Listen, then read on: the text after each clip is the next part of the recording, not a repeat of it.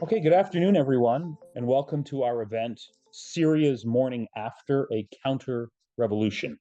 It's a huge honor and With a question mark. question mark, thank you.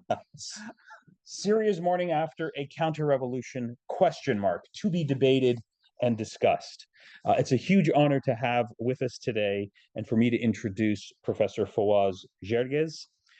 Professor Gerges is a prolific scholar, a public intellectual, a historian of the modern Middle East. His institutional affiliation is at the London School of Economics and Political Science.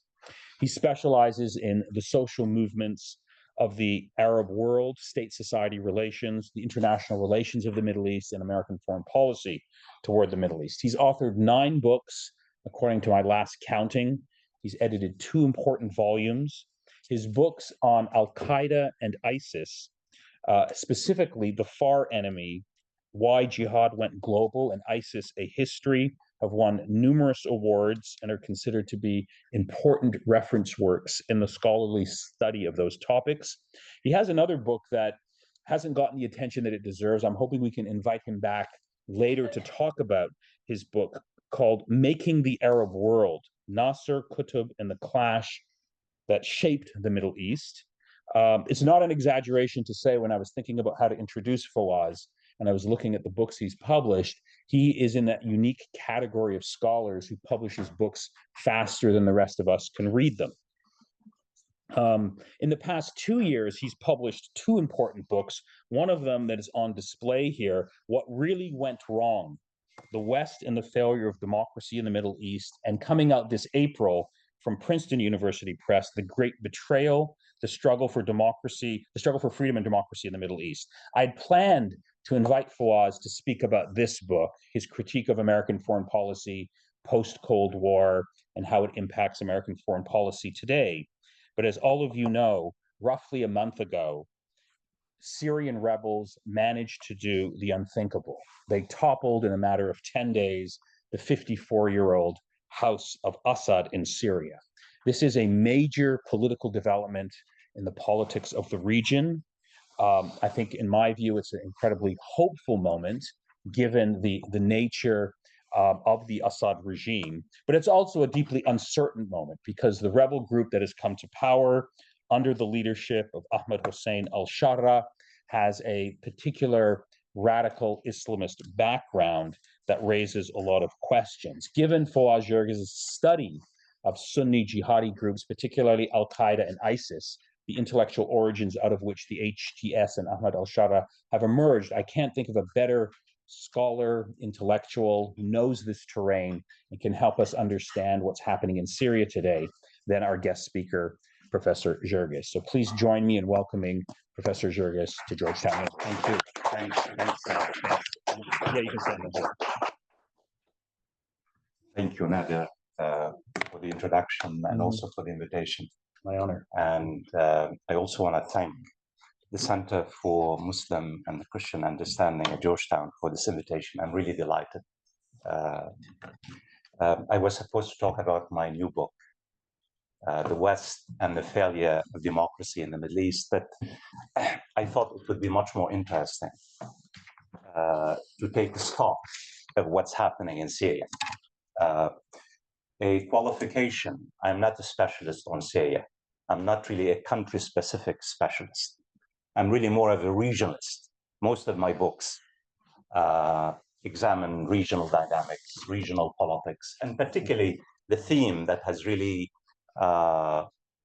motivated me in the past, 20 or 30 years is the ideological and historical clash between nationalism and Islamism. I think if there is really one particular fault line that has weighed down the Arab state system from the mid-1950s up to the present, it is really ideological and political fault line between Islamism and nationalism. In fact, this particular fault line between Islamism and nationalism has played a pivotal role in the emergence and consolidation of authoritarianism in the Arab world.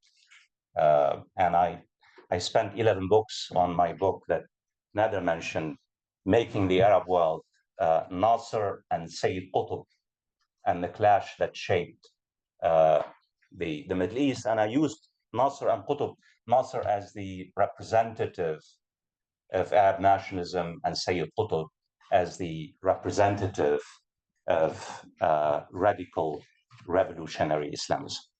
So this is how I suggested we talk about Syria as opposed to talking about American foreign policy. Really, I have nothing to say about American foreign policy, really nothing, truly. I have become so cynical that we've heard it all, we've seen it all. It's literally does not really take us too far to talk about American foreign policy. But here, Syria. Before I talk about what's happening in Syria, and you know very well this is too early, that we're dealing with a moving target. In the social sciences, moving targets are extremely difficult to really basically make any definite judgment about. But I think there are some patterns and red flags that are emerging in Syria, have emerged in the past few weeks, that give me concern about this great moment. Really, it's really an exceptional moment. But before I come to Syria, talk about what's happening in Syria, I want to make 2 points about the significance of the Syrian case to the rest of the Arab world. And the 2 points I think you know very well. I mean, think how much ink has been spilled on the end and the failure of the so-called Arab Spring uprisings or the Arab Spring revolt. Think of how many obituaries have been written about the end of the Arab Spring Revolution, not just by Western analysts. Many Arab thinkers and writers basically bought the whole conspiracy theory, that the Arab Spring revolts were basically a bubble, a conspiracy. The West was trying to really somehow create certain tensions and upheaval in the Arab world. Truly, this particular thesis became very consolidated 2013, in particular after the coup d'etat in Egypt and the removal of the elected president, Muhammed Morsi. I think what Syria shows very clearly, again, that with the changing geopolitical situation, I think the Syrian regime collapsed like a ripened fruit, literally in less than 2 weeks. And the question for me, as a student of the Arab world, that really matters to me is that why the Syrian army and why the social base, the Hadina Sha'biya of Assad, did not really stand up and defend al-Assad finally. And just to give you an idea, don't buy the notion that Assad did not really have a social base of support. Please don't buy the idea that the Syrian army was not important. The Syrian army was the most ideological army in the Middle East. The Syrian army was the most ideological army in the Middle East. What do I mean by that? I mean that the Syrian army was constructed to defend the Assad dynasty, the Assad family. Hafiz al-Assad used to brag about the fact he knew every single officer of the Syrian army, not just by name, their families, their kids, their extended families. This is an army that was constructed to defend the regime itself. And between 2011 and 2017, the Syrian army lost more than 100,000 soldiers and officers defending the Assad regime. Yet, in December 2024, neither the Syrian army, this ideological army, nor the social base, and there was a social base, Assad had between 20–30% of social base of support, basically stood up and defended the Assad. And we know exactly that Assad's supporters, regional supporters, particularly Iran, Hezbollah, and Russia, basically were either preoccupied somewhere else or did not really believe any longer that the rot had taken really hold of the Assad regime. It was over. So this is what we need to understand. I mean, I think is that the fact is that neither the army nor the social base of the Assad decided to support Assad is a very important point for us. It's a lesson that we need, and many regimes in the region, many autocrats in the region are taking the lesson very seriously because it has critical implications for the political authoritarian regimes in the region. And this brings me to my second point. My second point is that the reason why the reason why what has happened in Syria is very important, because basically some of the political autocrats in the region, they very much realize that any changes in the dynamics of the organic link between political domestic authoritarianism and external powers could have some major implications for the stability of their own regime itself. That any changes in the external support that some of the Arab autocrats receive could have major implications, because their armies are not really as ideological as the Assad regime. Their armies are mostly professional, and they could easily turn against him in case of any kind of social and political upheaval. And again, I don't need to tell you that you have a very extreme social situation in most of the Arab countries. You have increasing, high levels of poverty, between 40 and 50% of most Arabs who live in non-oil producing countries basically either in poverty or below the poverty lines. You have political repression. You have geopolitical pressures. Again, you know as well as I do that there's a great deal of dissatisfaction, there's a great deal of anger, there's a great deal of rage below the surface in most Arab countries, truly. All it takes is a spark, a black swan, to really basically create implosions in the region, given what has happened in Syria. And the question is not whether social and political implosions could really take place in the region. The question is really when and how.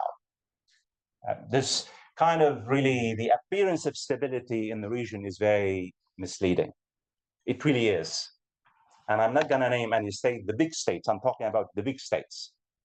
And I think we have to take into account that the people in the region continue to surprise the world and surprise all of us.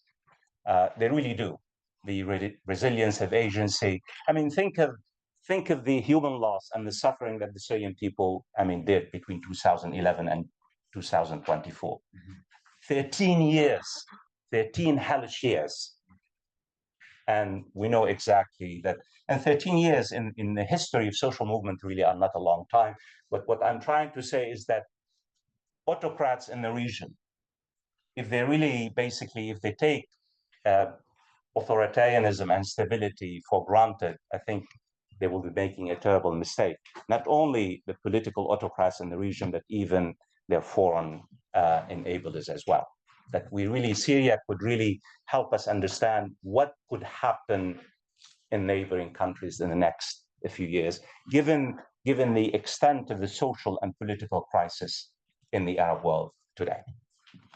These are the 2 points just to really contextualize the importance of the Syrian case to the rest of the Arab countries. And I want you to know that many Arab countries are extremely anxious about what has happened in Syria, and they are really trying very much to find ways and means to contain what's happening in Syria, to maybe bring about a counter-revolution, to try to really somehow domesticate the Syrian revolution and basically make sure that it does not really have major implications, spillover effects into the region, into the neighboring Arab state.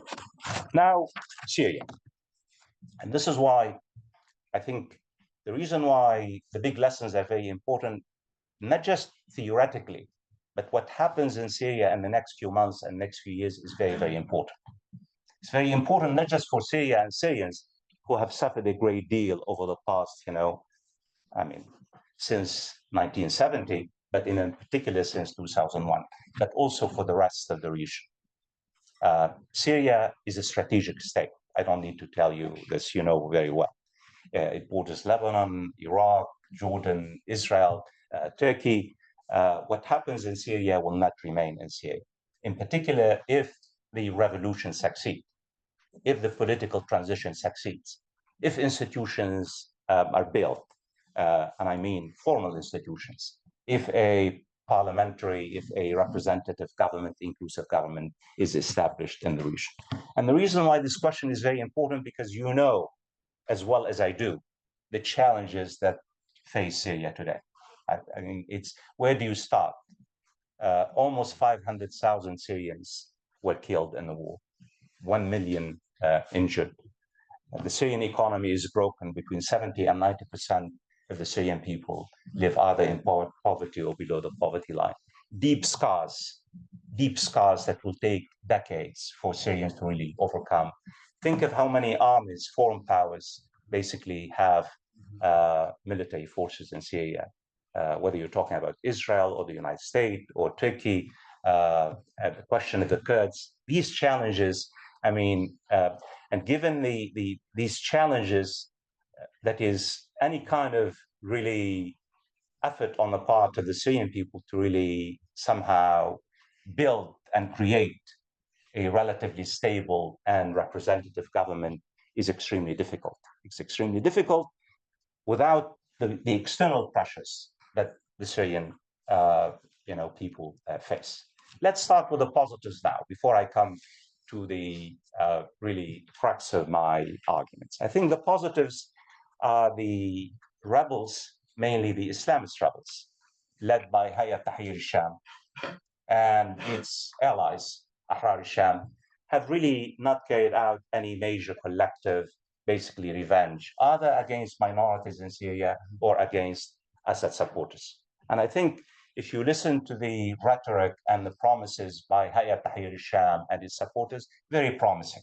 The question of revenge, I mean, has been truly, it's fascinating, because given what happened in Syria between 2011 and 2024, you would have expected a sea of blood, given the gravity of the situation and the rage and the anger. And I think we have not seen that so far. I think we have seen some desperate incidents of disappearances, Alawite disappearances, of summary executions, of violations of minorities, desperate, as opposed to an organized, collective, campaign on the part of either Ahrar al-Sham or Hay'at Tahrir al-Sham or other radical Islamists in Syria. And I think we also need to celebrate the fact that Syria now is a freer country. People are basically voicing their dreams, their hopes, their anger. I mean, it's chaotic, but that's, it's the first few weeks. And I think Hay'at Tahrir al-Sham and Ahmed al-Sharaa, the leader of Syria, has made it very clear that he really wants to move from the mindset of revolution into the mindset of state building. So all these very, very promising in terms of rhetoric, in terms of reassurances. I want to focus on what's happening on the ground as opposed to the rhetoric. And I think if you ask me, where is Syria today? I would say Hay'at Tahrir al-Sham, HTS, is the actual government of Syria. If you ask me today, I would say Ahmed al-Sharaa is the strong man of Syria. I mean, this is a fact. And I want to lay out, I want to give you some, put some facts on the, and then talk about really the patterns and what could we see in Syria. I think what Ahmed al-Sharaa, who used to be called Abu Muhammed al-Jolani, did, he basically transported his Idlib authority wholesale from Idlib to Damascus when basically the rebels toppled Assad. Literally, the Idlib authority now is in charge of Damascus and in charge of post-Assad Syria. His prime minister, Muhammed al-Bashir, every single minister or cabinet minister in the cabinet basically is part of Hay'at Tahrir and was part of the Idlib authority. That is what has happened in the past few weeks, is that Hay'at Tahrir al-Sham and Ahmed al-Sharaa control every single institution in Syria, from the intelligence to the defense to the judiciary to the economy. Every single institution is under the control of Ahmed al-Sharaa and Hay'at Tahrir al-Sham.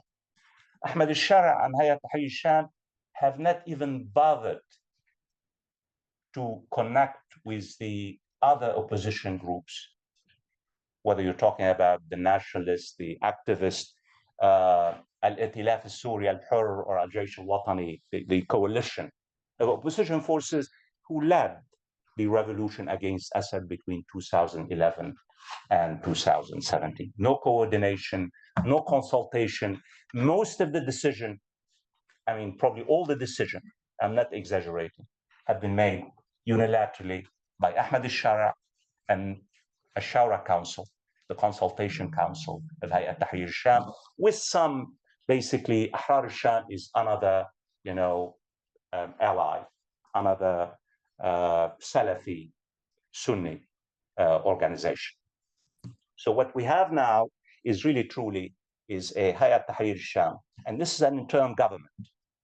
Supposedly there will be a transitional government. Initially it was to be in March. But what's happening on the ground is very, very important for us to understand, is that what's happening on the ground is that if you, in terms of, let's take his Minister of Justice. His Minister of, if you look at what's happening within this interim government, as soon as, his Minister of Justice was basically tapped into the ministry, he made it very clear. He said, well, look, Muslims represent 90% of the Syrian people, and they're going to vote for al-Sharia as the foundation of the political order. Literally, this is public information. That to the Minister of Justice, all Syrians are 90% are Muslim, which is not true. And then somehow all Muslims think alike. And somehow all Muslims, it's a herd, somehow will vote for al-Sharia. And by the way, I'm not talking about the Sharia in terms of really the 14th century interpretation of Islam. It's about a rigid interpretation of al-Sharia. It's a Salafi, Sunni, conservative, ultra-conservative Sharia. This gives you a kind of just a glimpse of, and I'll talk about also the ideological foundation of Ahmed al-Sharaa, the mindset, the worldview, the ideology, that we have quite a bit of information about him from 2017 to the present, because Ahmed al-Sharaa has really evolved a great deal. He has matured, he has evolved. He was part of the Salafi jihadi, worldview. I think he has shed his Salafi jihadist, al-Qaeda skin, but he still a committed Salafi Sunni. And what I mean by Salafi Sunni is really an ultra-conservative, Islamist, as opposed to being, a Muslim brotherhood, or this is a kind of interpretation. We'll talk about it a bit. So this is the Ministry of Justice. What did the Minister of Education do? The first week, the Minister of Education, the Ministry of Education, introduced a sweeping changes in the curriculum, changing really from a nationalist interpretation of Syria's modern history into a religious interpretation, wiping out the whole unit about evolution theory and any kind of scientific interpretation that challenges any kind of the sacred, the meaning of the sacred, not to mention historical, landmarks and historical characters. Major changes, and there was a major outcry in Syria by activists and Syrians said, look, first of all, you don't really have any kind of mandate. You're not elected.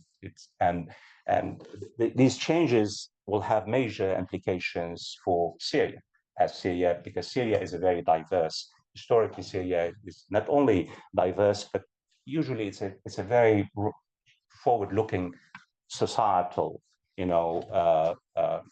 formation. And I'm not talking about the Assad regime. I'm talking about the social fabric, the political fabric of Syria. The defense forces. Ahmed al-Sharaa said, Syria does not have an army now. What worries me a great deal, Syria finds itself in the same way as Iraq was after the US-led invasion, occupation of Iraq in 2003. You remember what the American High Commissioner did in 2003? He dissolved the Iraqi army in one single stroke, and creating a vacuum, a security vacuum that haunted Iraq from 2003 up to the present. The Iraqi army has never recovered, because as you know, I don't need to tell you, building an army is not a simple thing, right? You have to have, it takes decades. You have to have an ideology. You have to have an imagined, idea about the army. You have to. It's a very complex process.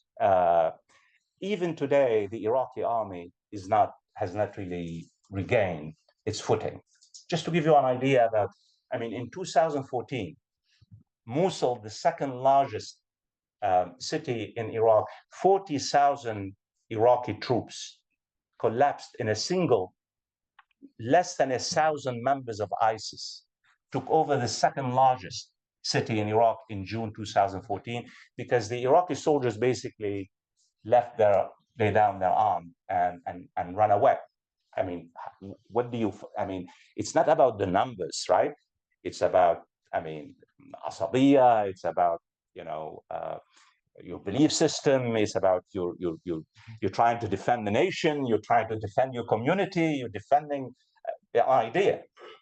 Iraqis did not really believe in the idea that the post-American, rulers tried to install in Syria. To come back to Syria now, not only the army was dissolved, but what Israel has done in the past few weeks is to destroy the entire strategic capability of the Syrian army.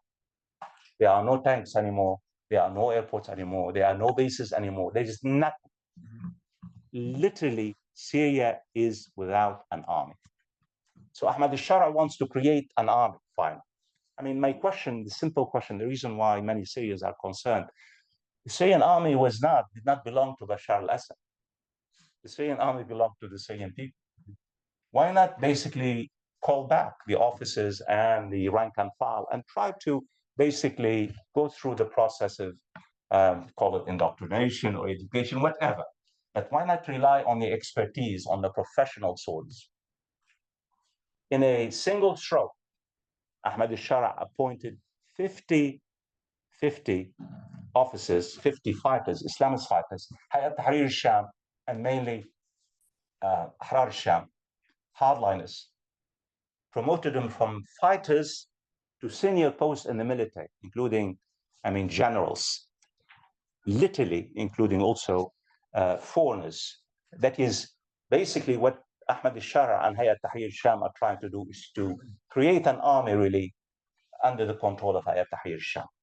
And a few days later, the Minister of Defense stipulates now for new recruits, the army, every single new recruit has to go through a Sharia round of education, 21 days, in introducing a Sharia education in order to defend, quote unquote, our religion and our homeland. And many Syrians are saying, defend our religion. What do you mean by our religion? Is it this, again, to give you an idea about the idea of the Salafi-Sunni worldview? This is serious stuff, because if you listen to the rhetoric, it's really magnificent, it's promising, it's wonderful. But if you really see what's happening on the ground, Hay'at Tahrir al-Sham, Ahrar al-Sham, and Ahmed al-Sharaa are laying the foundation, are entrenching themselves, are controlling every single institution that matters in Syria. Whether you're talking, again, the security, the intelligence, the defense, the economy, the judiciary, the education, everything. And on the one hand, Ahmed al-Sharaa says the Syrian revolution belongs to everyone. On the other hand, his actions really show that he believes that basically it was Hay'at Tahrir al-Sham that basically toppled al-Assad, and the spoils belong to Hay'at Tahrir al-Sham and its hardline radical Islamists. The actions on the ground. Initially, the opposition, mainly the nationalists, the activists, the professionals, called for an 18 months transitional process. And in order to really have elections, and 6 months in terms of to write constitution, new constitution. And this is, when I say the coalition of Syrian opposition, I'm talking about the broadly based coalition that includes really, it's an umbrella of coalition. And 18 months is not, I think it makes sense, right? So what did Ahmed al-Sharaa do? He threw a bomb, literally, a bomb at the proposal, he said it will take at least 4 years to have elections and at least 3 years to write a constitution. Well, forgive me for being cynical. I have to be cynical, and many Syrians are cynical. You know, in 4 years, you can really not only control the nascent institution in Syria, you can manufacture consent, right? And you can really basically do whatever you want in Syria. I mean, this is really where we are in terms of really what's happening on the ground. And I think what's emerging here, the big point, I'm going to come back to the bottom lines, the big point in a minute. I'm just laying out some facts, and then I'll try to really lay out the overarching arguments and what I fear the most. And hopefully I could be wrong. I think what Ahmed al-Sharaa and the new leadership, al-Sharaa, Majlis al-Sharaa, because there is really no one else. The whole thing is it's very transparent. You can, because Syria now is open. I think what he's really looking for is mainly international recognition and international legitimacy. He's not really doesn't care about popular legitimacy. To give you an idea, and again, many of us are very cynical. He has not addressed the Syrian people, not even once. Not even once. He has not basically gave a speech. He has not given a speech telling the Syrian people, look, this is my vision for Syria. This is what I really would like Syria to be in 5 years, 10 years. Not even once. Yet he has given dozens of interviews to the Saudi television and Al Jazeera and the Turkish television. In fact, the Syrians get their information about Hay'at Tahrir al-Sham from external sources, as opposed to really from Ahmed al-Sharaa addressing the Syrian people. After all, he is the strong man of Syria now. Not even once. I understand. I mean, he has his own. You might say, well, look, I mean, what can he say now at this stage? There is no clarity. Syria is in a terrible shape. Why you're asking too much of Ahmed al-Sharaa now? Give him a break. Let's give him a break. It's been, 2 months, right? But why is he? I mean, he has basically launched a charmed diplomatic offensive. Even the Americans were impressed by his pragmatism. And it worries me a great deal that when the Americans say that Ahmed al-Sharaa is pragmatic, I say, well, that's, I have to really go beyond what does pragmatic mean? And he is really. If there is one word to describe this man, is really pragmatism. And he is, in particular, since 2017. I mean, I think this is genuine. We're not talking about when Ahmed al-Sharaa, I mean, in Idlib, we know that he has tried to reinvent himself. He really no longer is part of the Salafi jihadists but for him, what's important is to gain international legitimacy, international recognition, because what he's doing on the ground is revolutionary legitimacy. I mean, to his mind, and Hay'at Tahrir al-Sham, we won the whole thing. It's stupid. Why do you, it's our own show. It's our own circus, right? Mm-hmm. I mean, he wants to gain international legitimacy. He wants to lift the sanctions on Syria, and they should be lifted today, not tomorrow. The American sanctions in particular have pauperized the Syrian people. And he wants to basically provide stability and security. And I think what we need to understand is his charm, diplomatic offensive, is targeting both the West and conservative Arab state, because he wants to really consolidate his authority in the meantime. And to consolidate his authority inside Syria, he wants to basically be able to provide bread and butter, the social goods. You cannot consolidate your authority unless you have the social goods. So given where we are, what kind of, emerging order in Syria? I want to put 6 points on the table. How much time do I have? About 15 minutes. Huh? 15. Can I have my Wikipedia? And please, I'm simplifying a great deal. You know that. I hope you know that. And we're talking about a moving target. So I hope you push back, and I know you'll push back, because this is not an easy thing. right? Because we're dealing with a very complex situation, and we don't have still early, right? It's, if you ask me, the first point I want to make about the new Syria, post-Assad Syria.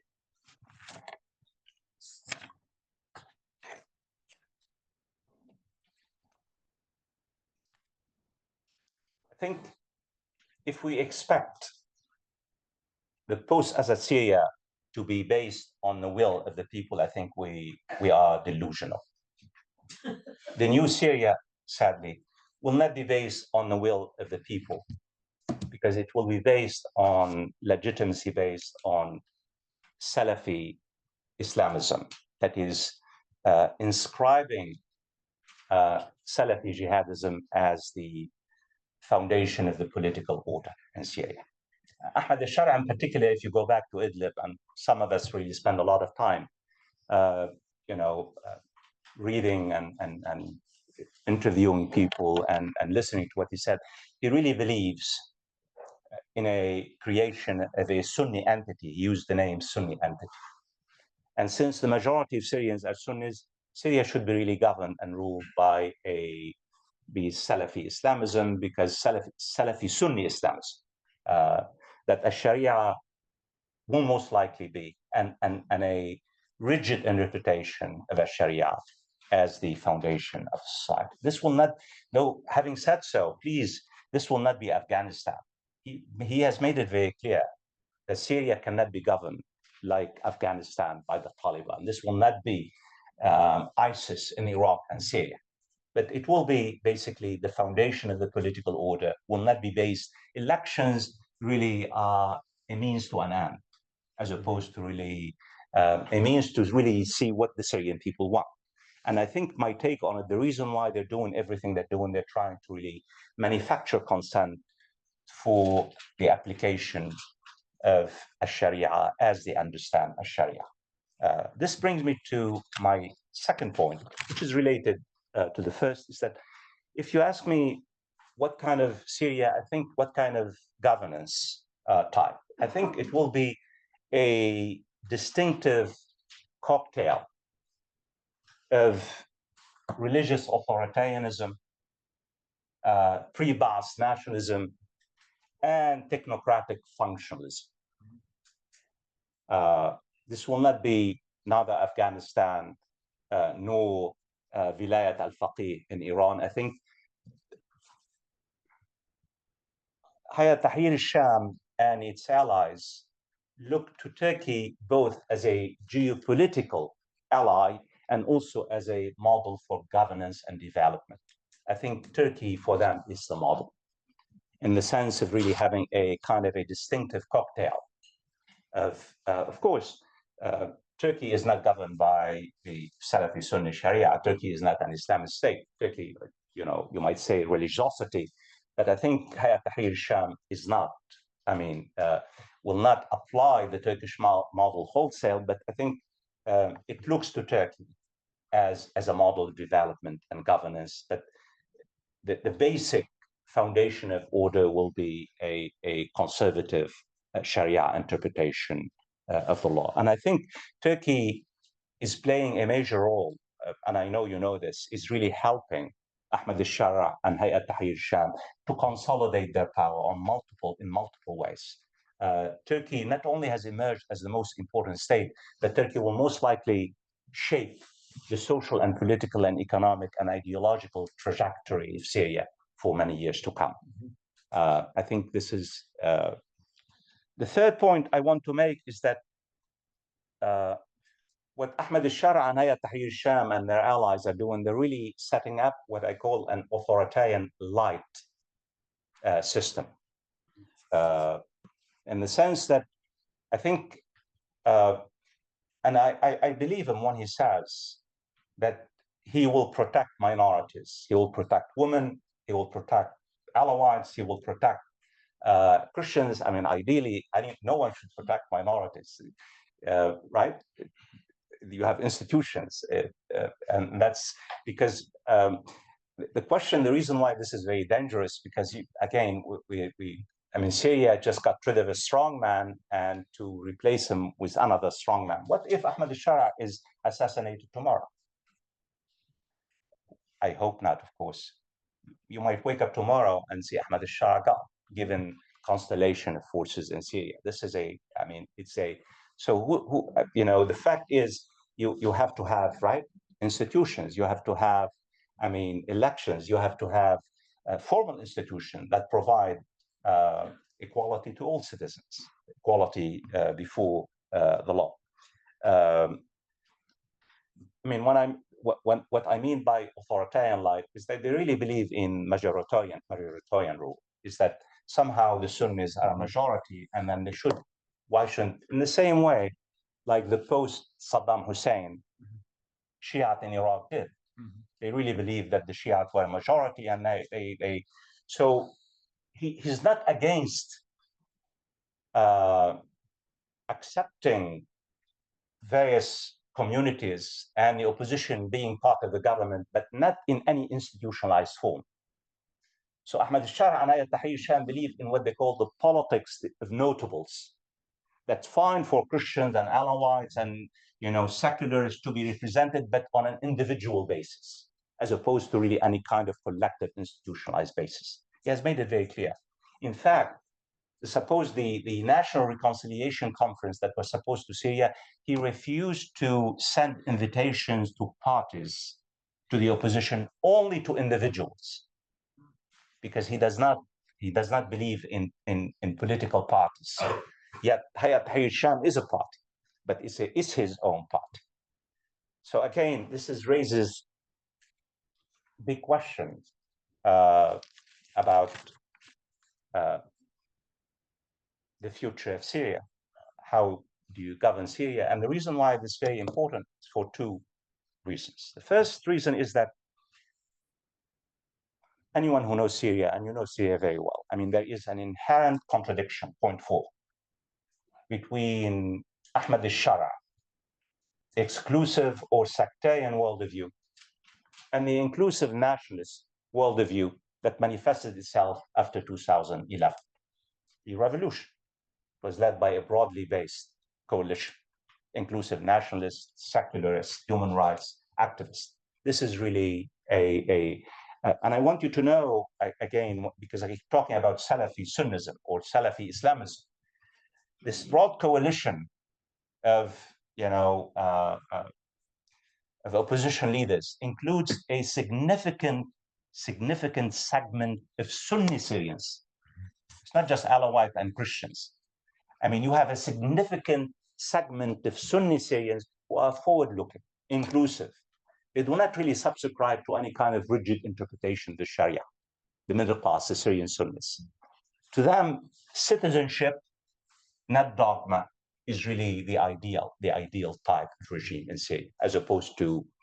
And the reason why this is, again, this is the bottom line for me, this inherent, I think, in the next 10 years, the fundamental struggle in Syria will be between conservative or ultra-conservative Islamists, led by Hay'at Tahrir Sham and al-Sham, and inclusive nationalists who really would like to have a different kind of a order in Syria.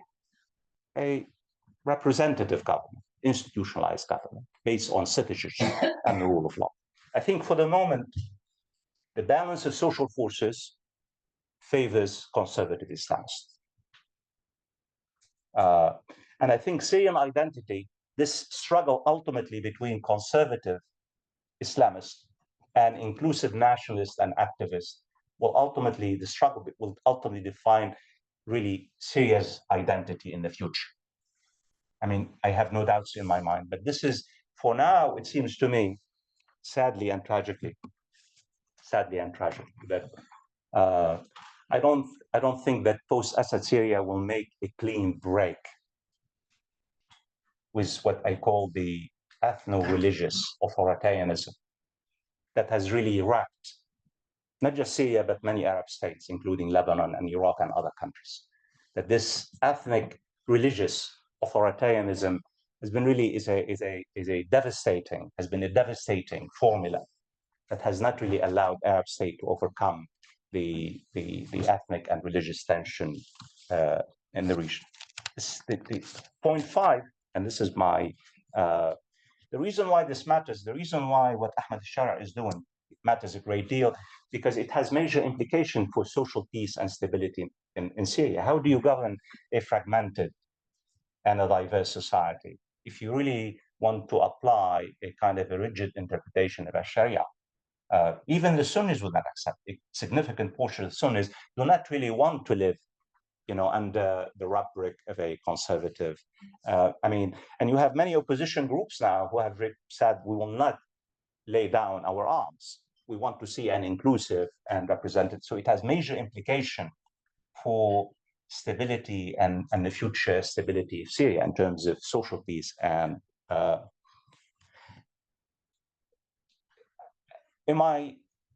I come to Syria, studying the Syria really from multiple angles, so I can really have a comparative.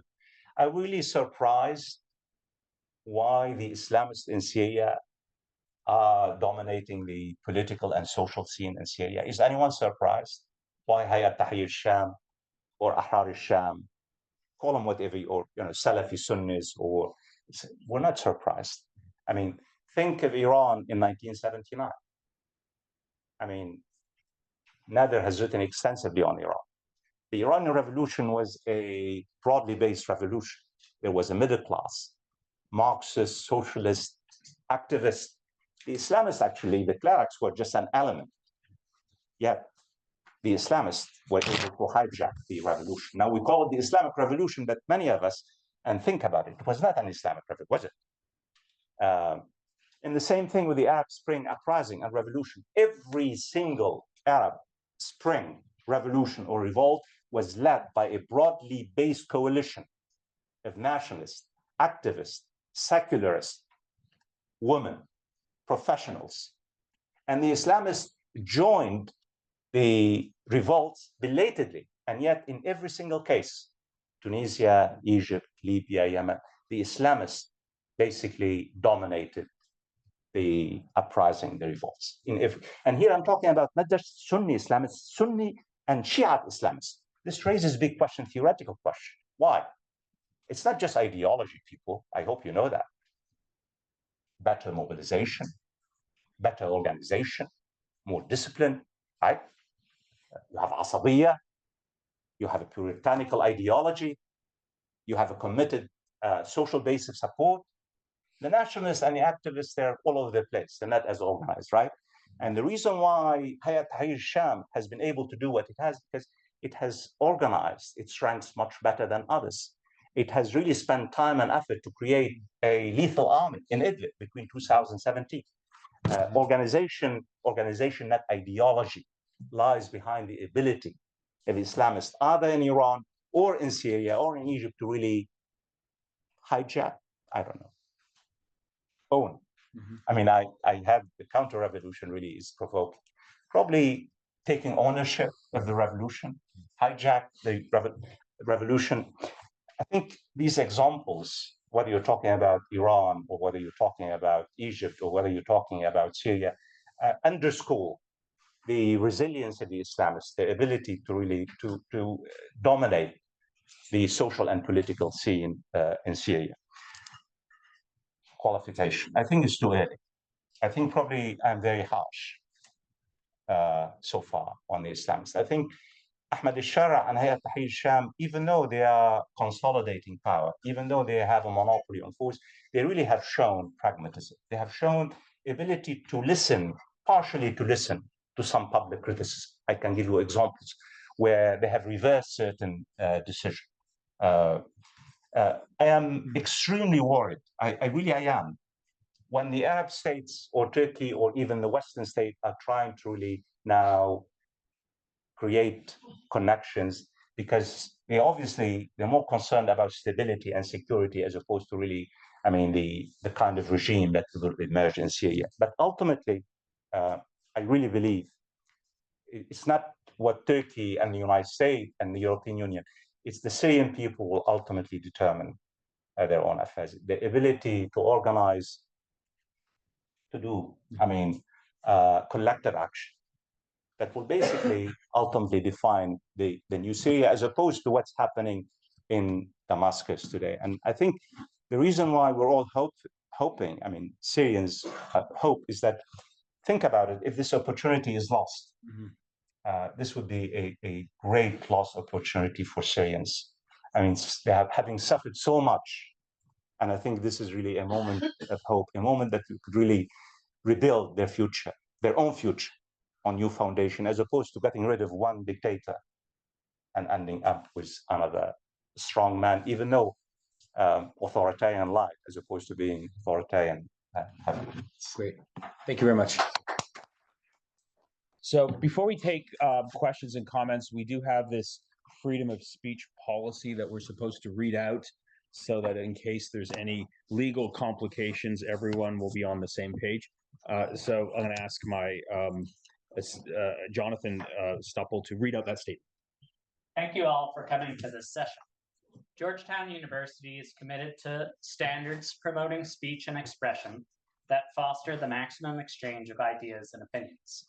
While it is recognized that audience members may not share the same views as the speaker, it is expected that everyone in attendance at this event will respect the right of the speaker and the organizing department to share their perspectives and ideas, and not cause a disruption to our activities. At the end of the event, now, there will be a question and answer session during which you may ask questions. Please be sure to phrase your comments in the form of a question. And in the interest of time, we ask that each person be concise and ask only one question. Great, thank you. Yeah, I'll start taking questions, but one of the good things about moderating this event is I get to pose the first question. So I'm going to usurp that opportunity. Thank you for your talk, Fawaz. I thought it was very thoughtful, nuanced. It overlaps with what I see developing in Syria today. But I'm wondering if you could explain to us, having studied the politics of HTS and the thinking of, Ahmed al-Sharaa, if you could explain to us one perplexing development that struck me as I was following Syria unfold after the toppling of Assad, and that is attitudes toward Israel. One of the things that happened, as most of you know, is that there was an intensive, ongoing bombing campaign by Israel to basically take out what's left of the Syrian armed forces, navy, military. And then when the spokesperson for the HTS was asked to comment on this by British television, it was clear he didn't want to address it or even condemn it. And these are like the institutions of the Syrian people that are being eradicated by a country that is drenched in blood in terms of what they're doing in Gaza. But the leadership of the HTS seemed unwilling or unable. It was pretty clear that they were deliberately avoiding any direct criticism. And of course, this is the state of Israel that is occupying Syrian territory since 1967. There's this disconnect between the political Islamists' origins of HTS, their identity as religious-based actors with a nationalist ideology, and this seemingly determination not to criticize what Israel is doing to Syria that has very destructive consequences for the future of the country. How do you explain that chasm? I mean, Israel now occupies about 1% of Syria. I mean, after the fall of Assad, Israel has expanded its control beyond the Golan Heights to include, it's 28 kilometers out of Damascus, literally 1% of Syria. And it's, quote unquote, it's temporary. Israel's occupation of Arab land have always been temporary. That's the, it literally, and I want to really stress this point, it literally, utterly destroyed every strategic asset of the Syrian army. And now it has targeted some units of Hay'at Tahrir al-Sham. In the past, they were moving toward the Golan Heights. Yeah. Basically, it wiped out several military assets of Hay'at Tahrir al-Sham. And silence from Ahmed al-Sharaa. Yeah, of course. Why? I think it's very difficult, but I think given what I have said and given what I know, I think Ahmed al-Sharaa and Hay'at Tahrir al-Sham are mainly interested in consolidation of power inside Syria. Not only Hay'at Tahrir Sham did not address this question. In fact, quite a few officials of Hay'at Tahrir Sham have made it very clear they want to have cordial relations with Israel, and they have called on the United States to basically bridge the divide between Syria and Israel. And given, as you said, the ideological worldview of what Hay'at Tahrir Sham is, and I hope you realize that I simplified a great deal about Hay'at Tahrir Sham. I presented Hay'at Tahrir Sham as somehow synonymous with Ahmed al-Sharaa. Hay'at Tahrir Sham is not a monolith, people. So what Ahmed al-Sharaa and Majlis al-Shawra, the consultation council, have done, they have really de-radicalized Hay'at Tahrir Sham from top down, as opposed to bottom up. That deep down, thousands of Hay'at Tahrir Sham and Ahrar Sham, they really want to basically do something. And in fact, after the ceasefire yesterday in Aleppo, I mean, hundreds of Hay'at Tahrir Sham and Ahrar Sham celebrated the ceasefire because they've, the Gaza ceasefire. Yeah, of course, because it's the only way to explain it is really basically they're more interested in the control of the Syrian state, in the consolidation of power. And this is why ideology, because you would, on ideological basis, you would say that this is unbelievable. Yeah. It's because ideologically, I mean, think of, it's not just, Salafi jihadis, but even Salafi Islamists are deeply look at Palestine as really is an integral part of their imagination, their political and social imagination. Not even a single word, Hay'at Tahrir Sham, they have not uttered a single word in support of the Palestinians and Gaza. Not even in the past since they came to power. They have avoided it. Yesterday, al-Shibani, the foreign minister of Hay'at Tahrir Sham, said, we will never represent a threat to Israel, openly, after he visited Istanbul. They really, it tells you what they're trying to do. And in particular, their statement, everything is designed to get international recognition, in particular, and the United States. I don't know if you've seen what the incoming President, Secretary of State said today.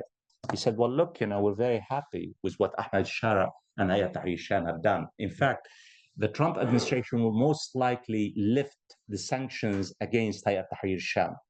He said, we have to work with them because we can really do a great deal against Iran and against Hezbollah and against Russia.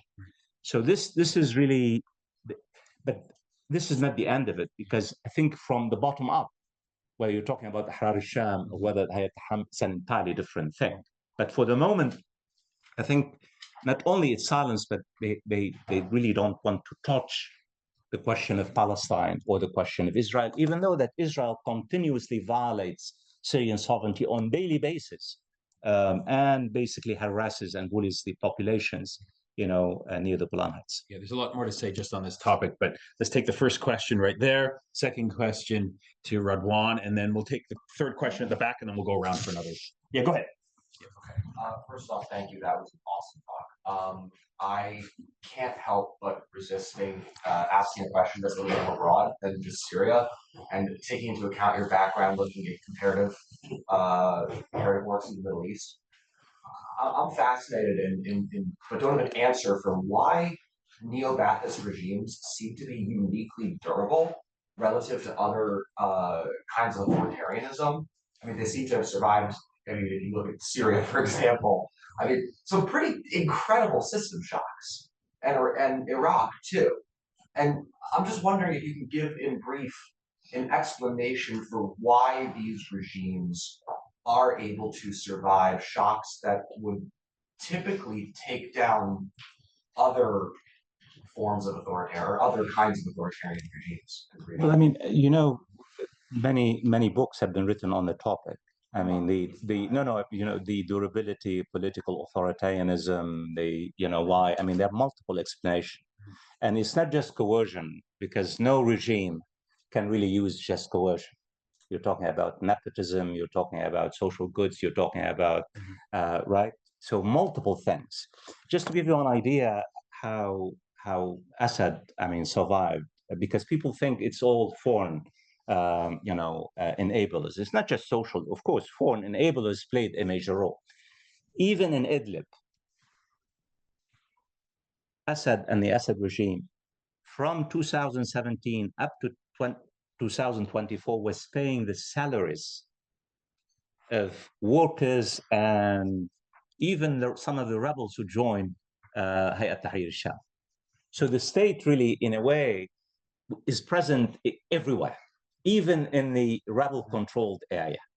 And don't underestimate, I mean, this kind of, in terms of bread and butter and the ability of the state reach the state.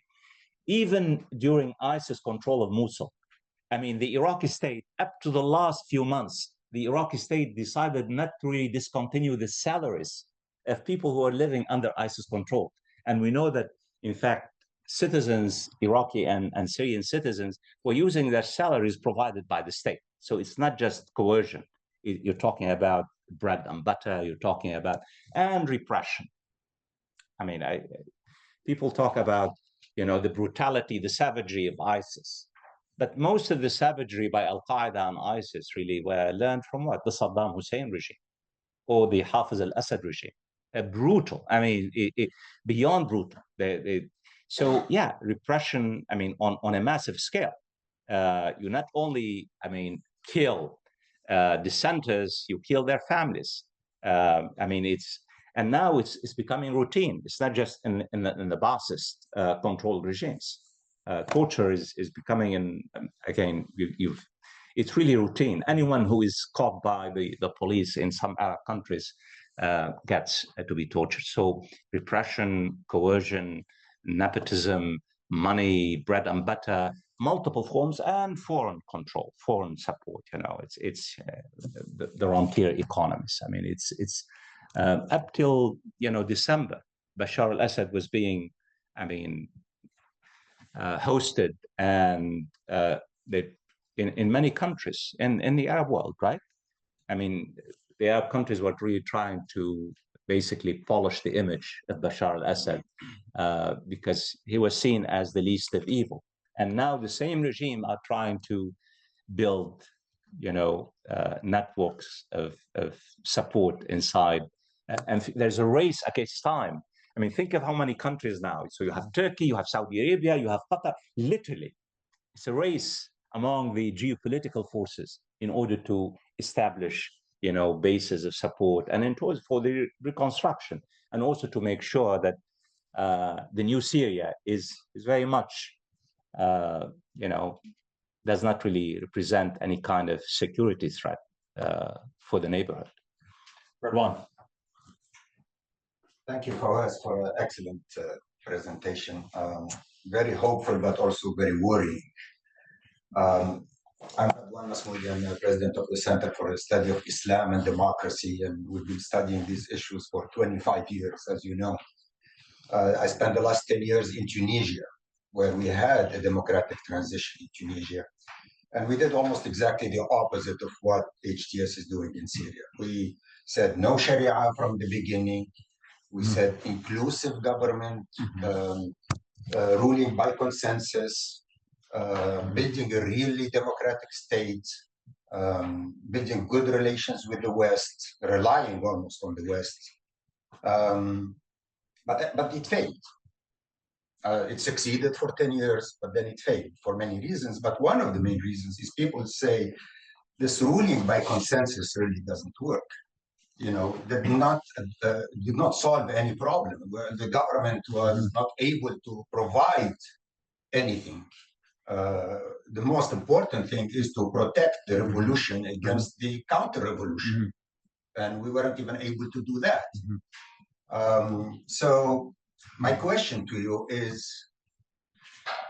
during a transition period, doesn't any country need a strong government? And how do you achieve a strong government if you're only starting to build the democratic process and ruling by consensus and so on, which can take forever, and create a government that is basically unable to deliver anything? Thank you, Redwan. Shukran. I mean, I think you really you put your finger on the contrarian argument. Is that, first of all, why should we take Ahmed al-Sharaa to task? After all, they captured the state. They have captured the state. Charles Tilly will say to us that that's exactly, if you really want to have stability in Syria, if you really have to have, I mean, you have now one group, one social religious group, called whatever it is, has captured the state, and as opposed to really having a motley of religious groups and political groups and what have you. This is Syria now is under the grip, the control of one particular social group. And even though this particular group called Hay'at Tahrir al-Sham, al-Sham, are not really representative, they have a very important social base of support, but not a huge one, but they've captured the state. In fact, Charles Tilly would tell us that that's the only way to proceed, to really have this is the post-Assad Syria, as opposed to really having the Iraq model, where you have multiple groups and a kind of, al-Muhassasa al-Taifi, religious divisions of labor. So this is one way to proceed. The reason why I mentioned, the reason why I really have nothing against what Ahmed al-Sharaa is doing, if the Syrian people really want this, I mean, it's, after all, it's their home, it's their country, their nation, right? It's their, who are we to lecture the Syrian people? But knowing what we know about Syria, this is a recipe for really instability and for Syria descending into many rounds of social and political upheavals. Syria cannot be controlled by one group, whether being the Ba'athist, or whether being the Salafi, Sunni Islamist. How do you convince the Kurds to really be part of the state, lay down their arms? How do you convince Daraa and the southern, militias to be part of the state? How do you convince, the nationalists and the activists to be part of the state? How do you convince the Alawites and the Christians? How do you convince, the Sunnis, the nationalists to be part of the state? So it's not about the fact is, the revolution has succeeded in toppling al-Assad, but there's a huge vacuum, a huge vacuum. I don't know if you follow Syria very closely. There are, literally, there is chaos in many parts of Syria. Hay'at Tahrir al-Sham and the central authority is not even in control in many parts of Syria, whether you're talking about the coast area or Ladiqiyya or Halab or other places. Literally, it controls a very, so this is really where we are. And I think, given the history of Syria, given the social formation and typology of Syria, only really a kind of a broadly based government. It might take 2 years. That's why the Syrian opposition, the coalition of Syrian opposition, has called for a almost 1.5 year transition to prepare the ground to really begin the process of building institution. So that's why many Syrians are concerned about what's happening. Is that it's not just about because it's Hay'at Tahrir al-Sham, because this is a kind of laying the groundwork for really further social instability and chaos in the country. Question at the back. Hi. Can you speak a bit loud, please? My hearing is gone as an old man. If you can come close, I would really appreciate it. Thank you. Hear me now? Yeah. Thank you. My name is Jasmine. I was wondering, what do you think about the prospects for federalism in Syria and the question of the... I think, the notion, the concept of federalism in the Arab world is a minefield, because of the whole history of colonialism, the whole history of fragmentation, the whole history of foreign control, whether you're talking about Lebanon or Iraq or Libya or Syria.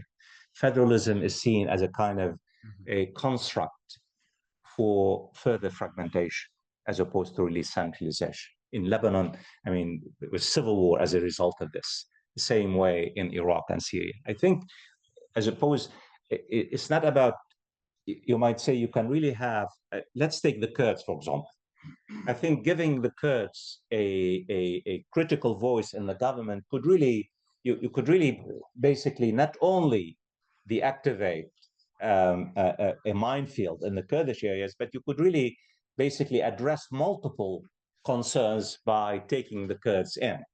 Not in a fully federal system, but in a semi, is giving local communities some local control on the local level, as opposed to really on the federal level, central level. So I don't see, and in fact, Hay'at Tahrir al-Sham and other Syrian opposition have made it very clear federalism is not even considered. In Iraq, the same way, in Lebanon.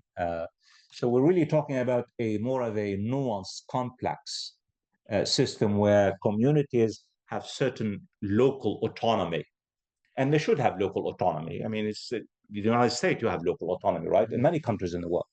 So this is the challenge. How do you really create a complex, multi-layer system in which you have a strong state, parliamentarian or presidential or whatever, and while giving local communities like the Kurds and like the Druze or like the Alawites, and because think if a federal system is perceived in the area as a kind of a fragmentation, you're talking about disintegration of the state, giving the history of colonialism and how colonialists used and abused local communities in order to divide and rule, right, throughout, from the late 19th century up to World War II.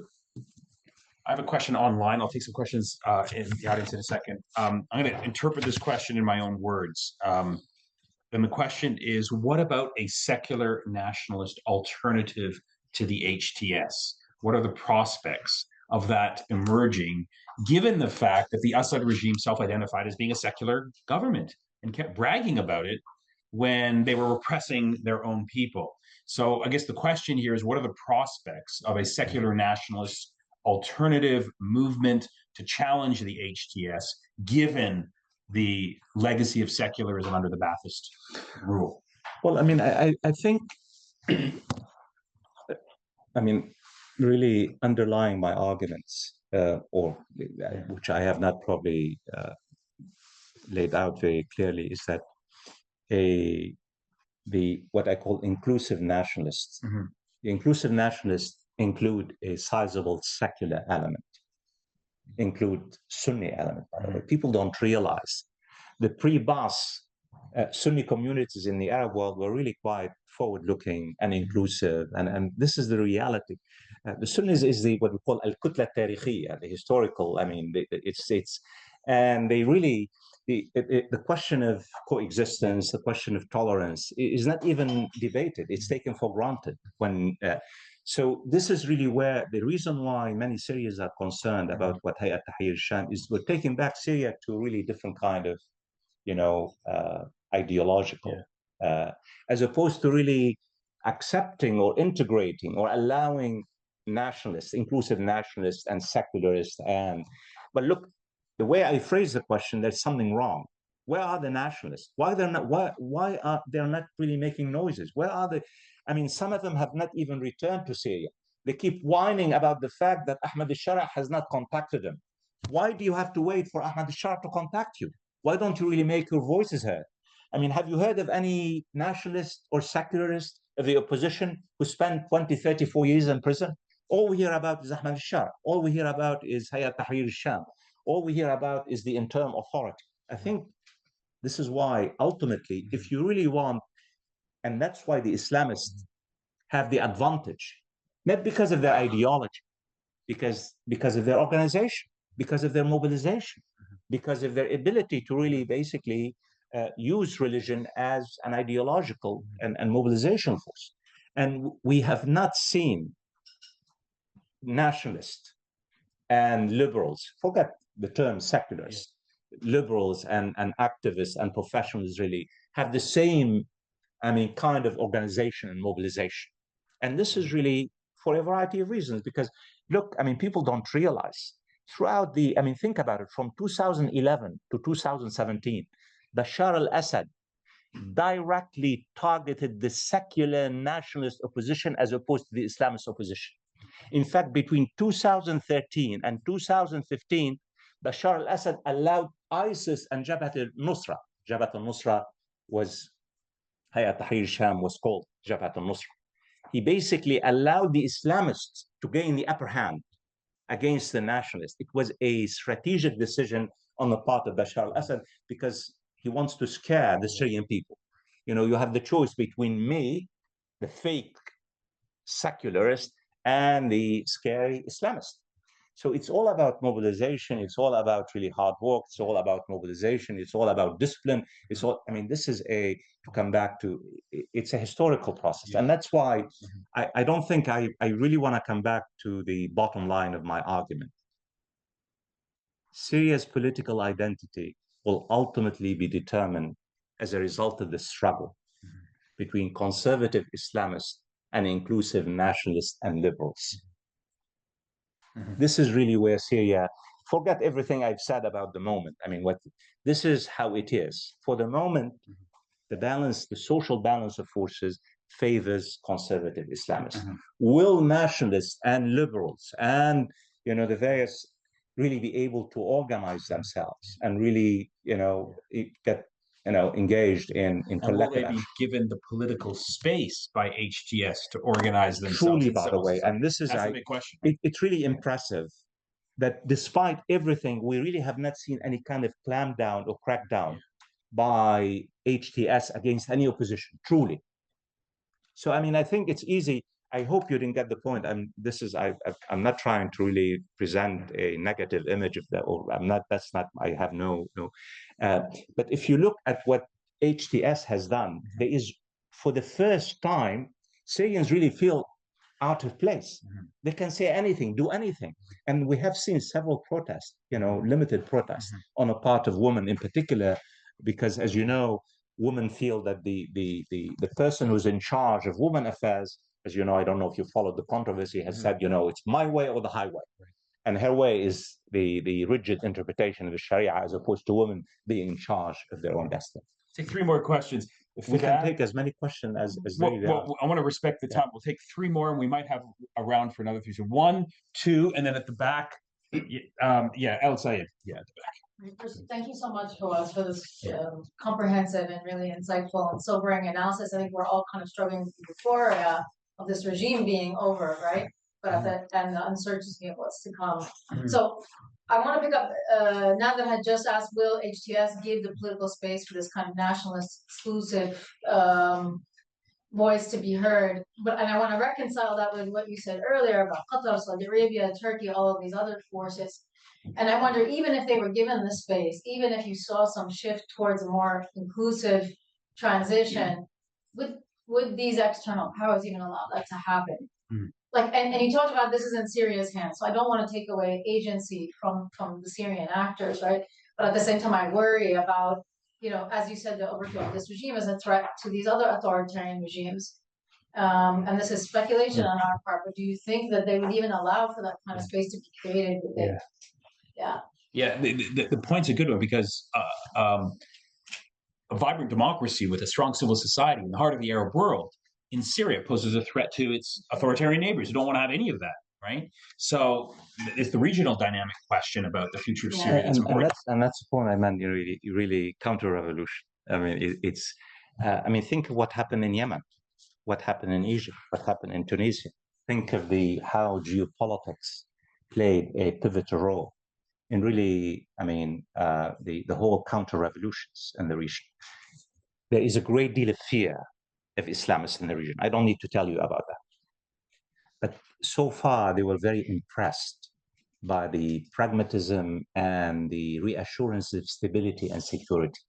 And Ahmed al-Sharaa and his officials have gone out of their way. We will never do anything.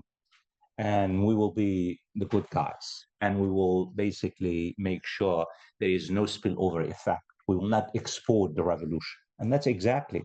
And now, as you know, Saudi Arabia is playing a major role in trying to basically sell Hay'at Tahrir al-Sham. I mean, you have the debate and the race between Turkey and Saudi Arabia. So the question is, to be fair, again, to come back to HTS, I mean, the nationalists, the reason why the nationalists lost, because they were not as organized, even though they led the revolution. And they were very fragmented. They are very fragmented. Some of them relied on Russia, some of them relied on Turkey, some of them relied on various Arab states. They were all over the place. They did not really have a kind of the same organized, methodology that the Islamists had. And that's why they're not taken seriously by Hay'at Tahrir al-Sham. And many Syrians, by the way, when I talk about the opposition, many Syrians are saying, well, opposition nationalists? We don't want them to be, really. Even the ones who criticize Hay'at Tahrir al-Sham, they said to me, please don't mention the nationalists. They were a dismal failure. So it tells you a great deal that even Syrians are not really impressed by the conduct and the record of the nationalists. And now you add the geopolitical thing, and that's why Ahmed al-Sharaa, the idea, Ahmed al-Sharaa, he wants regional and international recognition. And he has really, I can't tell you how much time and effort that Ahmed al-Sharaa has spent on the regional and all their efforts is designed to reassure even Israel. They have gone out of their way to tell Israel, and even though they don't believe in this stuff when it comes to Israel, I don't need to tell you about Salafis and Israel. This is really visceral. It's instinctual. It's not, but they are so committed to establishing, that they're willing to do anything in order to convince the international community. For now, the balance of social forces inside Syria and the geopolitical forces really does not really favor the nationalists, let alone the secularists. I didn't mean the term secularists, because sadly, from my point of view, it's I don't think they're a factor in the equation, a critical factor in the equation. I think we're talking about semi-liberals, because in Egypt, the tragedy of Egypt itself is that even the liberals acted in illiberal ways, and this really discredited the entire, ideological and project of the. So go ahead. This might be irrelevant in a month, but I like your opinion about the situation and society in eastern Syria, specifically. So we've got a number of narratives in the West over the last decade about the SDF and the YPG and the various political forces involved in that part of the country that are often utopian. Not that I wholly disagree with them, but I'm not so much asking about the border regions that are majority Kurdish, but the Euphrates, the majority Arab regions that are now controlled by what is styling itself as a multi-ethnic militia. You often have these uprisings or attacks, and in the Western media, it's almost always framed as ISIS, without any doubt, if it's covered at all.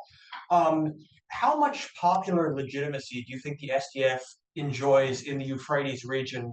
And assuming there's some miracle and this organization continues to exist in Eastern Syria, do you think we'll be able to I'd love to hear. No, I don't know. Could you explain the SDF, the Syrian Democratic Forces? I don't know if you've noticed, there have been major fierce battles between the Kurdish element and the Arab tribal elements. Major battles. And the Syrian Democratic Forces have committed really major atrocities against some of the tribal Arab forces in the region. And they really lost whatever legitimacy in the local communities. Major battles. And so outside of the Kurdish areas, I don't think the Syrian, the Democratic Forces, the Kurdish forces really have any kind of legitimacy. They're basic. They have, of course, the Asabiyya, the Kurdish Asabiyya, and the most important element is the American support. Today, Marco Rubio, in his testimony before the Senate, made it very clear that the United States will double down, will never give up on, because it's about ISIS also having a kind of the area, a Tanaf area is a very important area for the United States, because we're talking about Iran, Iraq, Syria. So this is a very strategic area. The question now is, I mean, I think what Turkey is trying to do, and sadly and tragically, Turkey has used the al-Jaysh al-Suri al-Watani, the Syrian National Army, in, I know probably you have not followed all the hundreds of fighters, Syrian fighters and Kurdish fighters have been killed in the past 4 weeks as a result of that. The pro-Turkish Syrian army has waged major battles against the Kurds, and it's really quite one of the most fiercely fought areas now inside Syria. Major battles involving Turkey, pro-Turkish forces, and the Kurdish forces who are supported by the United States. And that's why, to come back to the idea of federalism, I think the only way is to really give the Kurds a major voice in the new government, a major voice that reassures the Kurdish community they are an integral part of the new Syria, an integral part, and given them some local autonomy, as opposed to having, and this would basically reassure Turkey that the Kurds no longer really represent a threat to Turkey's security, and also the question, and allow the United States to pull out its forces, because the United States is about 1,800 American troops now in the Kurdish areas, and allows Syria itself to confront the question of ISIS as opposed to only the Kurds and the United States. So it's a very complex situation, and without taking into account the Kurds' aspiration for local autonomy, I think it's a time bomb. It's a time bomb for the new Syria. And I don't think the Kurds have any legitimacy in the Arab areas, the Arab-dominated areas, because we have seen really major battles fought in the past few years between the Arab tribes and the Kurds. Al-Sayed at the back.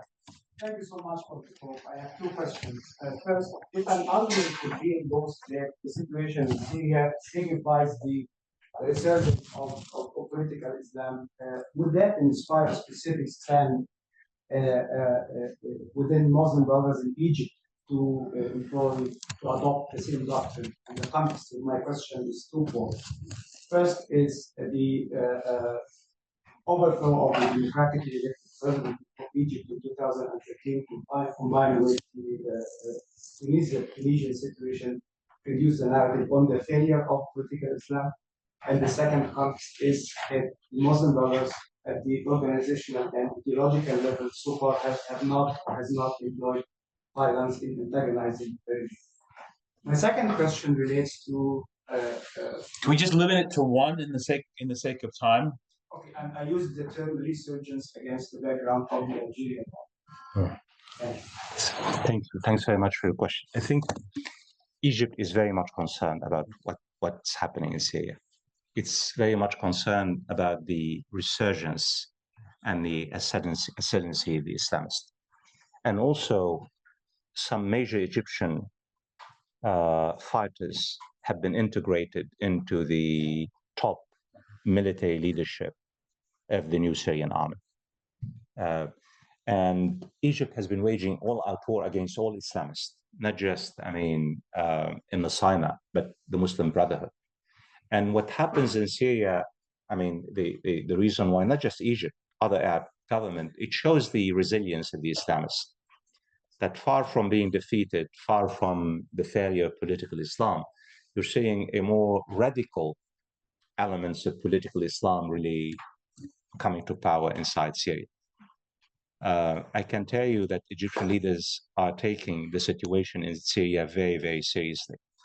And the reason why this is very important, I think we tend to think about Islamists in terms of only military force. And what you have in Egypt is one of the most severe crises in the past 20 years.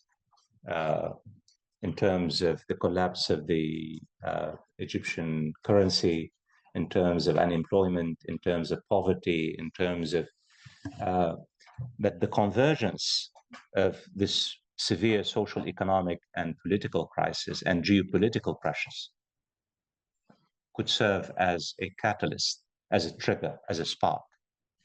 Not just in Egypt, even Algeria.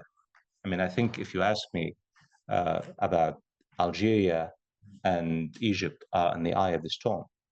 not because of the rise of the Islamists in Syria, because what's happening inside the country itself. And the Islamists represent an alternative ideological and political project. This is really, this is why what's happening in Syria, I started my talk by saying that what's happening in Syria could have a major impact in light of the gravity of the social and economic crisis and the popular dissatisfaction and anger and rage, coupled with geopolitical pressures. And the geopolitical pressures, I don't need to tell you about the geopolitical pressures in terms of Palestine, in terms of Gaza, in terms of the... So that's why it's taken very seriously, in particular in Egypt and Algeria, because Egypt and Algeria played a major role in trying to really basically embrace Bashar al-Assad and try to really reinvent a new Bashar al-Assad. Okay, let's take maybe two last questions. One, and then two, I saw your hand, back to back, and then you can answer them both and then we'll wrap it up. Of course. Go ahead. So I read your book ISIS actually in September, which is where I learned about al-Jolani and al-Nusra. And so then it was really weird a couple months later when I was watching the TV and suddenly it's Golani's on the TV, but now he's Ahmed al-Sharaa, and it's no longer al-Nusra, it's HTS, and there's this big shift. And so an argument I see sometimes by people who are not necessarily proponents of the Assad regime, but maybe not as critical as Syrians might be, is they say that HTS is ISIS. And so, but I also, throughout your talk, you were saying they've been taking a more pragmatist approach, and I definitely I'm just wondering, how do you think that HTS has created space between what it is now and when it was al-Nusra? Do you think it's accurate to say that HTS is a development from ISIS? Do you think it's a completely different new thing? I was just wondering, how would you describe that relationship between the two? Good question. Go ahead. You can pose yours, yeah. Thank you for being Yeah. Thank you for being with us. My question relates to what you spoke about manufacturing consent for HTS and replacing one strong man with another. Do you foresee that maybe in 5 years, 10 years, do you fear that maybe there will be some similarities between the Assad regime, the authoritarian tendencies, and what we might see in the future? Thank you very much. By the way, there's a big debate on whether HTS has changed, has evolved, has grown, right? But we have evidence that this is not really a product of the moment. Ahmed al-Sharaa and Hay'at Tahrir al-Sham, that used to be called, has been evolving since 2017. So we have really a body of not just in terms of ideas and knowledge, but even practices. So what Ahmed al-Sharaa really established in Idlib was a kind of really a religious light authoritarian system. And he basically tried to balance the forces within Hay'at Tahrir al-Sham between the pragmatists and the extremists and other groups. And he clamped down very hard against the extremists. And he often sided with the pragmatists. So really, Ahmed al-Sharaa reinvention has been taking place since 2017. So this is not a kind of, it's not, as we call in Arabic, it's not taqiyya. Taqiyya in Arabic, that he's not really trying to say something and do something else. That is, he's still deeply committed to Salafi-Sunni Islamism. And that's the point he really deeply believed, that he wants the Sunnis to be empowered. He believed the only way to empower the Sunnis, which for my mind doesn't make any sense, because the Sunnis are the majority, 90% of Muslims. But I think there's a deep sense, and your question about really Egypt was very important, because I think Islamists have been crushed multiple times. They suffer from the paranoia of in Arabic called sahq, the crushing, the political, that they have been time and again, they have been killed, destroyed, imprisoned. So in a way, the only way for them to really somehow empower the Sunni community is to really be in control. So the fact is, what's happening in Syria, is they really want to make sure that there is no other force, no counter-revolution could really easily destroy and crush them as they have been crushed in other places, whether in Egypt or Tunisia or Algeria. This is really very important. I think Syria will never be, similar to the Assad's dynasty. And what I said, really authoritarian light regime, you're going to have a government, a cocktail of, pre-Ba'ath nationalism, of a Sharia, technocratic functionalism. I think of Syria probably similar, that's why I said similar to Turkey. Of course, not the same, right? Because it's not Turkey. Turkey is an institutionalized nation. Turkey, has had, almost 70 years of institutional building. But I think freedom is here to stay. And Syrians really are getting used to the idea of freedom, the idea. I mean, if you talk to Syrians, it takes them a few seconds to really try to express their views. And you see all the conspiracy theories now are mushrooming in Syria because they really are. It's such a wonderful moment. It's a moment of hope, a moment of joy. And the reason why many of us concerned, even though I'm not a Syrian, even though I deeply feel with Syrians, I think because this is really a historical moment, really a historical opportunity. If the Syrian people succeed in really creating a representative, inclusive government, forget about democracy. Let's talk representative government at this stage. Democracy is the final stage, the last stage of development, right? Political development. I think this could really not only provide Syrians give Syrian a new life, but also another model. Because Tunisia, we know it has failed, right? Because we used to think of Tunisia as the only model. Syria could become the model, given its strategic role in the heart of al-Mashraq. And that's why I think one would hope that the Syrians really would organize and engage in collective action and really try to make sure to really put some basically checks on the authoritarian tendencies of the, radical Salafi Sunnis, like Hay'at Tahrir al-Sham and al-Sham.